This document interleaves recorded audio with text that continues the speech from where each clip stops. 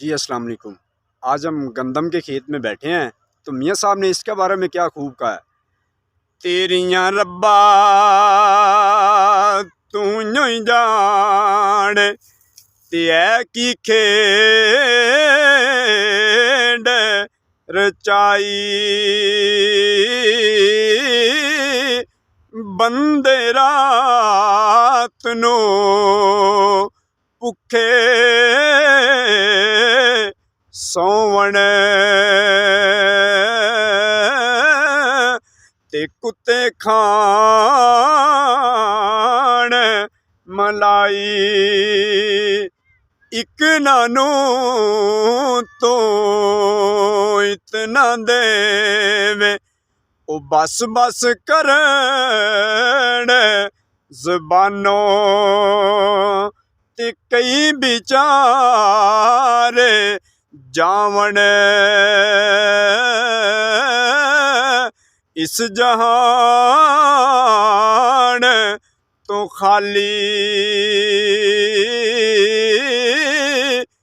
जिन्हां दा जग ते कोई नहीं सोना रब उन्हां दा वाली। कुर्बान जो मियाँ साहब क्या खूब कहते हैं। सारी उम्र मैं आटा गुनेया लखां की ते पेड़े ओ खावेला जद आया कोई नहीं लगे नेड़े हो औखा वेला जद आया कोई नहीं लगे